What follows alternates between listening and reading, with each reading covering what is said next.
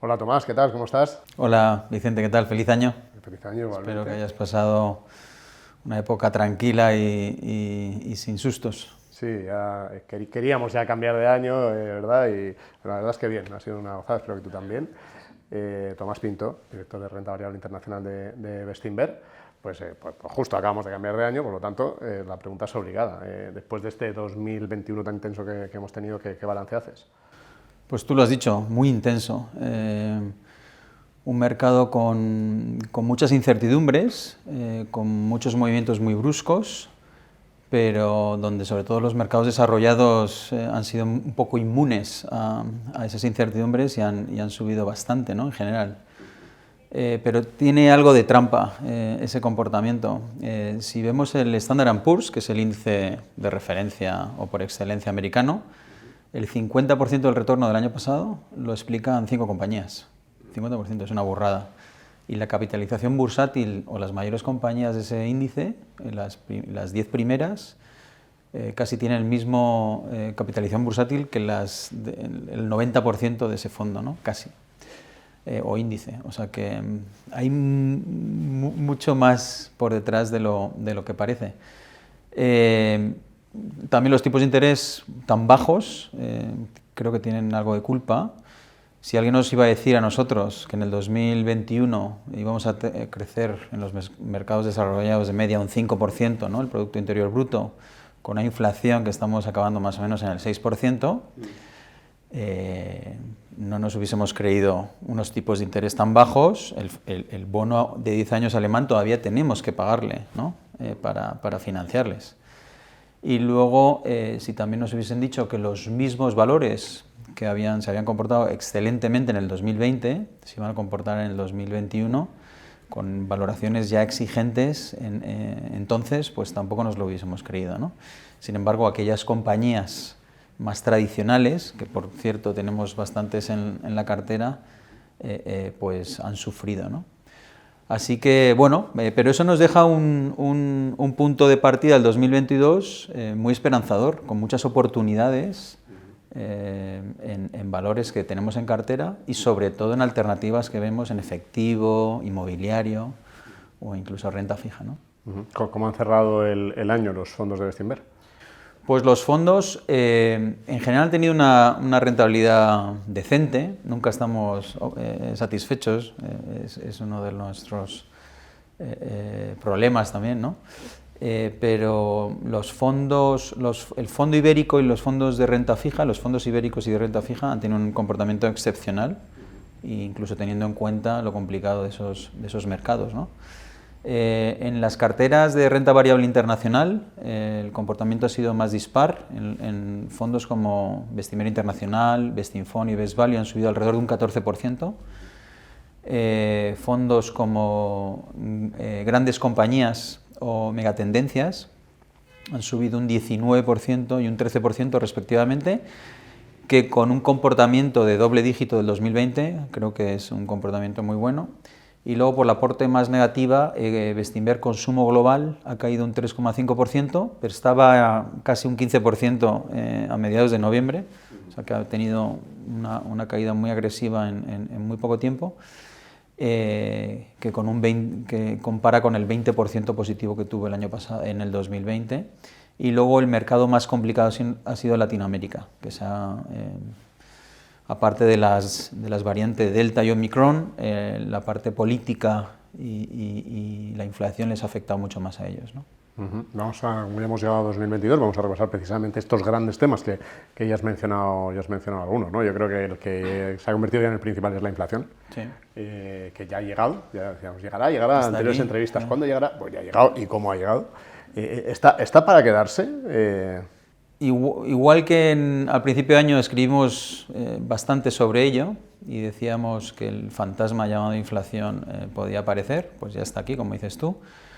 Pero hay muchas cosas que tenemos que poner en perspectiva y que son temporales, ¿no? Por ejemplo, las materias primas y el coste energético, hasta que no tengamos una comparativa más exigente, pues vamos a tener todavía inflación, es mecánico. Luego hay aspectos más de cadena de suministro, logística, esos cuellos de botella que hablábamos hace 6 meses, 9 meses, eso se está normalizando, aunque parezca que no, y por tanto eso va a ayudar. Y luego hay una cosa que nos preocupa quizá un poco más, que es el mercado laboral, sobre todo americano, ¿no? Hablábamos que los americanos, parte de los americanos no querían ir a trabajar, no querían ir al mercado laboral porque estaban recibiendo unos cheques, ayudas directas. Eso se ha quitado ya, entonces poco a poco veremos algo de normalización, pero eso es un pequeño riesgo. En Europa estamos algo mejor, pero hay diferencias entre Alemania y el Reino Unido, con problemas de mano de obra, o España e Italia, que es algo más fácil, ¿no? Esas subidas de costes que están teniendo las empresas, ¿las están consiguiendo capear, las consiguiendo trasladar a los precios de las que tenéis en cartera? Pues las que tenemos en cartera en general sí. Los buenos negocios con barreras de entrada, en teoría, estás predispuesto para poder pasar ese incremento de precios, pero luego hay de todo, ¿no? Encontramos como compañías incluso quieren es una decisión estratégica, no trasladar los precios para incrementar sus ventajas competitivas, ¿no? Pero es un gasto y nosotros lo vemos como una inversión a largo plazo. Eso puede ser, por ejemplo, HelloFresh, que si quieres hablamos de ella luego, o otras que están en ello, por ejemplo, Heidelberg, ¿no? que va a tardar todavía 1 o 2 trimestres o 3 trimestres en trasladar los precios, pero son mercados oligopolísticos que creemos que van a poder hacerlo. Y luego hay muchas compañías que tienen ligados contratos a la inflación y otras que son más transaccional, que son como plataformas de Internet, donde la inflación, de hecho, para su cuenta de resultados es buena, ¿no? Los bancos centrales ya han empezado a reaccionar, sobre todo, bueno, en Reino Unido. Estados Unidos ya ha dicho la FED que también el año que viene, bueno, este año habrá subidas de tipos. Europa parece que menos, pero no sé si ante este cambio ya de paso de los bancos centrales, ya dejando claro que va a haber subidas de tipos pronto, si habéis hecho cambios en cartera relacionadas con este No, nosotros no nos guiamos por lo que haga o deje de hacer los bancos centrales. Por supuesto que lo miramos, lo analizamos y lo interpretamos, por supuesto, pero al final la construcción de las carteras es muy de abajo arriba y con ideas concretas. Lo que sí que nos ha permitido es quizá rotar un poco más la cartera. Por ejemplo, hemos vendido algo de nuestros valores financieros que se han visto beneficiados por esa expectativa de mayor tipos de interés, pero que el mercado va anticipando antes, y luego hemos añadido en aquellos valores que desproporcionadamente creemos que se han visto perjudicados, ¿no? Otro gran tema del momento, cada vez menos esperamos, pero todavía lo es pandemia, está ligado a Omicron, que inicialmente afectó más al sector turístico, algo ha recuperado, pero ¿seguís viendo ahí, mejor dicho, veis ahí oportunidades o mejor ser cautos todavía con el desarrollo futuro de...? Bueno, Omicron, sin ser expertos, pero Omicron quizá que se está comportando como se debería comportar una pandemia, ¿no? Que parece que nos está llevando a una epidemia, ¿no? Quizá estacional. Todos podemos ver cómo en nuestro grupo de WhatsApp el último mes, si hacemos una estadística, 30% contagiados. Yo creo que he hecho ese cálculo, más aquellos que no han sido conscientes que han tenido la enfermedad o el virus, ¿no? Entonces, entre eso, las vacunas, las nuevas píldoras que van a venir, que van a ser más fáciles y que van a permitir menos hospitalizaciones incluso, la normalización tendría que estar ahí. En las próximas 2 o 3 semanas tendremos que ver la evolución de hospitalizaciones, que es lo crítico, pero si eso se confirma, hay una oportunidad enorme, no solo en turismo, ¿no? Que me habías dicho, ocio, es enorme en servicios más discrecionales, más tradicional. La verdad es que empresas más tradicionales, como digo yo, de empresas de sectores más tradicionales, servicios, transporte, turismo, ocio, incluso las cementeras nuestras que van a poder tener una normalización de su actividad. Es decir, bastantes de las compañías que tenemos en cartera, ¿no? Mencionabas antes el tema de la crisis de suministros, que creo que es otro de los grandes temas. Decías que se está empezando a normalizar. Sí. En la carta del trimestre anterior comentabais que había algunas compañías que sí les estaba afectando, como Harley, como Stellantis. ¿Cómo lo estáis viendo ahora mismo? Pues justo a partir de septiembre, en octubre o noviembre, empezamos a recibir las cuentas y las presentaciones de las compañías después del verano, y ya indicaban una cierta normalización. Siempre digo que la segunda derivada es lo importante en este sentido, ¿no? La segunda derivada era positiva. Entonces, a pesar de todo lo que leemos en prensa de algunas compañías, sobre todo de automoción, que cierran y dejan de cerrar para poder adecuarse a la oferta de semiconductores, en general las cadenas de suministro se están normalizando. Hoy estamos mejor que hace 3 meses y dentro de 3 meses vamos a estar mejor que ahora. Eso nos preocupa menos. Y lo que decías tú de los autos, es curioso porque tanto en Harley como en BMW o Stellantis no hemos tenido que reducir estimaciones de flujo de caja libre. Quizás sí de ventas, por supuesto, pero no de flujo de caja libre. ¿Por qué? Porque han tenido por fin un poco de pricing power, ¿no? Como no había casi inventarios, pues podían hacer menos descuentos, y esto le afectaba positivamente en la cuenta de resultados, ¿no? Y el cuarto, China. Ahí hemos visto que ha seguido el castigo a las compañías tecnológicas, sobre todo, el mercado un poco menos, pero sí algunos sectores en concreto. Algunas de ellas que tenéis también en cartera. Sí, de hecho escribimos sobre ello en nuestro blog del equipo de inversión, que ahora parecemos un poco a toro pasado, pero donde dijimos que la regulación que se estaba viviendo no iba a afectar de lleno a las valoraciones en el largo plazo de estas compañías, ¿no? Y que era una oportunidad, de hecho. Pero ha habido más cosas desde entonces. Uno, que es la macro o el micro chino, no ha ido bien, no es boyante. También es verdad que es impuesto un poco por el gobierno chino para relajar el sobrecalentamiento del mercado inmobiliario, con el hito o el colapso de Evergrande, ¿no?, que todos conocemos. Y luego todos los datos de consumo, etcétera, han sido muy débiles en China en los últimos meses. Creemos que las valoraciones de esos dos factores, de este tipo de compañías, Alibaba, Tencent, por ejemplo, no lo explican. Es decir, más que descuentan eso. ¿Qué ha pasado de más en el último trimestre? Hay una posibilidad muy real que todo este grupo de compañías tecnológicas, que casi todas están cotizando en Estados Unidos y tienen como un espejo en Hong Kong, muchas de ellas, ¿no?, o en otras partes del mundo, en general en Hong Kong, donde estas compañías que se llaman, el instrumento es ADR, que les impidan cotizar en Estados Unidos. Por tanto, muchos de los flujos de inversores están yendo de Estados Unidos a Hong Kong. ¿Pero qué pasa? Que no todo el mundo que puede invertir en Estados Unidos puede invertir en Hong Kong, porque es un mercado que no está en la OCDE, etcétera, ¿no? Entonces, ese tipo de dicotomía y de flujos están afectando mucho, y eso es un tema más técnico más que en valoración. Por tanto, por eso creemos que hay una oportunidad muy interesante cuando eso se normalice. ¿Qué tipo de compañías habéis comprado más estos últimos meses? Si no pues sí, nombre, hemos comprado compañías, pues como has comentado tú antes, Harley Davidson, hemos comprado BMW, hemos comprado algo más de Stellantis, hemos comprado compañías que quizá no hemos comentado mucho, pero Stora Enso, Exor, Inditex en Bestinfon y también en Best Value, y en la cartera ibérica. Y luego una nueva compañía, hemos comprado 2 nuevas compañías, pero una todavía estamos construyendo, pero una nueva compañía que se llama Cognizant. Cognizant es otro gigante de la consultoría tecnológica de IT, que compite con Capgemini, que es francesa, y Accenture, que es americana, ¿no? Esta cotiza en Estados Unidos. Y está entre ellas dos, y está invirtiendo mucho en toda la cadena de integración digital y tecnológica que tienen que llevar a cabo las compañías, ¿no? La nube, el 5G, tratamiento de datos, etc.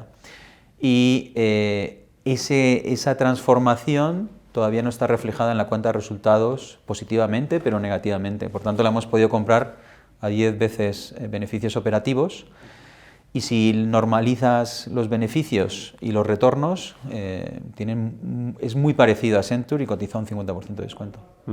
¿Alguna venta en este periodo?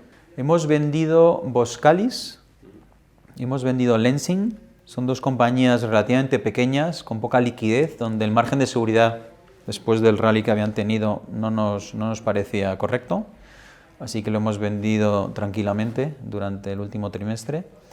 Y hemos vendido el último que nos quedaba de Avast, que ya no veíamos ningún más. Esta es una compañía que había sido objeto de OPA por su competidor Norton y hemos decidido venderla también. Te quería preguntar una compañía que hemos comentado en estas entrevistas en el pasado, que es HelloFresh, sí, que ha tenido un comportamiento muy negativo en el último trimestre, una caída muy fuerte. Creo recordar que en la anterior carta trimestral decíais que habéis reducido un poco la posición. No sé si nos puedes explicar un poco... ¿Cuánto tiempo tenemos? Un poco la situación de la compañía y bueno, si habéis aumentado, si habéis mantenido la posición. Sí, HelloFresh es muy interesante porque HelloFresh hoy es mucho mejor compañía, está más barata y tenemos mucha más convicción hoy porque su modelo de negocio es mejor que hace un año y el nivel de precios es más o menos parecido, pero ha tenido una corrección de más del 30% desde creo que es el 8 de diciembre o el 4 de diciembre. O sea, Sí, yo vi el gráfico, efectivamente. Tocó 95 euros en noviembre con Omicron y ahora está pues, por debajo de 60, es una locura. Bueno, esto por supuesto a final de año en una de tus mayores posiciones pues no es muy agradable, ¿no? Pero ¿qué ha pasado? Nuestro trabajo es poner perspectiva y hemos incrementado, ya te adelanto, hemos incrementado justo en diciembre porque veíamos que era una exageración. Ha hecho un día del inversor, igual que el año pasado fue positivo, un catalizador positivo, este año ha sido un catalizador negativo. ¿Por qué? Porque a pesar que han incrementado su expectativa de crecimiento de ventas, es una compañía que ha crecido más del 100% en el 2020, orgánicamente un 40% en el 2021 y espera crecer entre un 20 y 26% en el 2022, ¿vale? Y está al mismo nivel que hace un año. Pero su EBITDA, su margen EBITDA, han guiado por debajo del mercado. ¿Esto cuánto es por debajo del mercado? Un 1%. Es decir, en vez de un 9%, un 8% más o menos.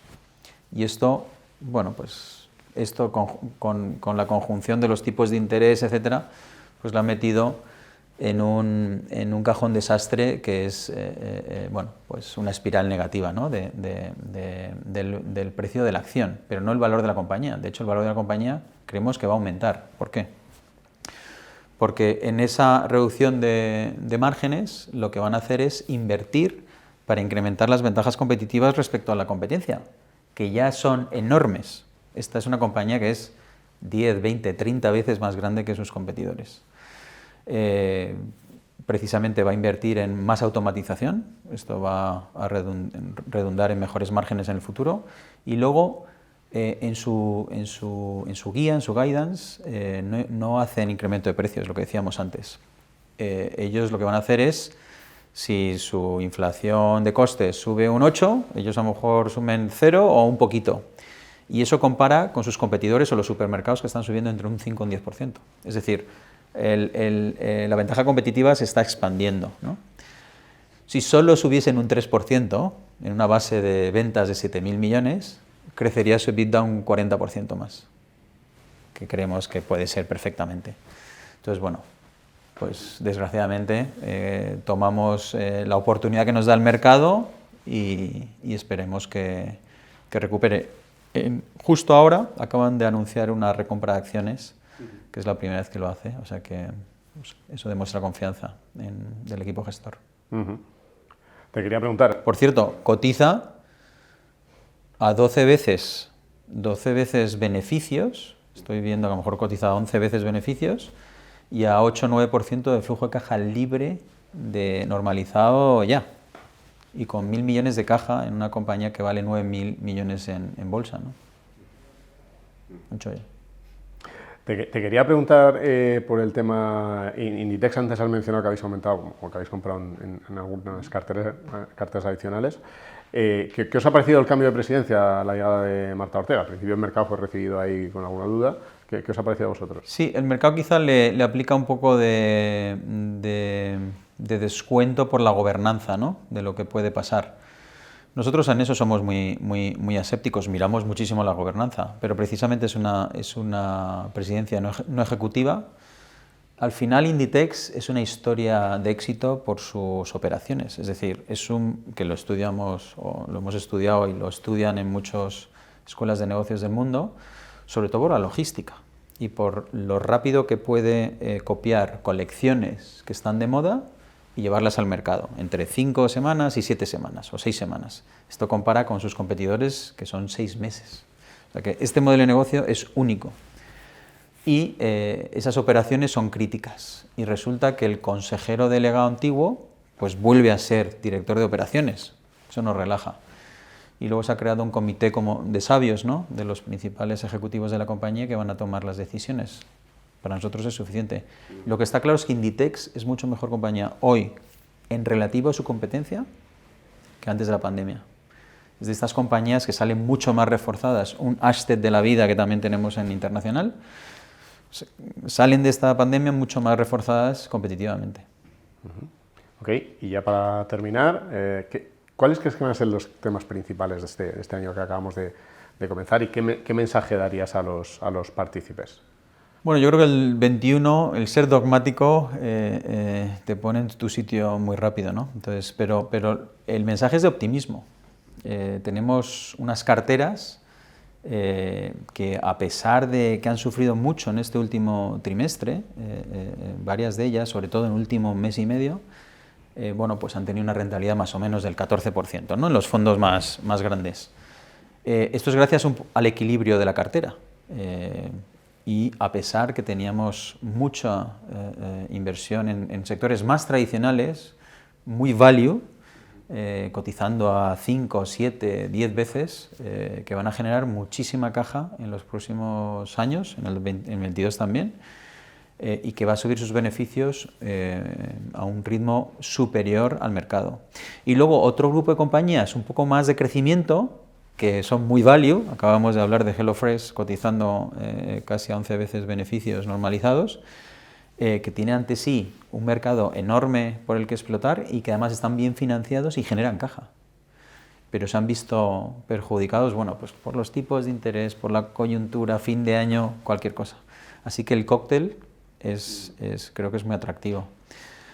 Aparte tenemos viento de cola, donde creemos que los fundamentales van a ser más relevantes que factores externos como las políticas, pues lo que decíamos, los cheques en Estados Unidos, ¿no? Pues todo eso, cuando se normalice, pues la generación de caja, los fundamentales van a ser mucho más relevantes.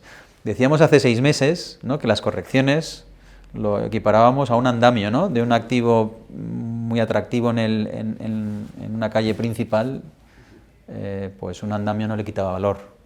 Pues estas correcciones que hemos vivido en ciertos valores de las carteras en estos últimos meses o semanas no deja de ser un andamio y vemos una oportunidad formidable. Bueno, pues iremos siguiendo cómo se desempeña el papel de estas oportunidades que estamos viendo y cómo se hace en realidad. Así que muchísimas gracias por tu tiempo hoy, Tomás. Muchas gracias a ti, Vicente. Muchas gracias. Muchas gracias.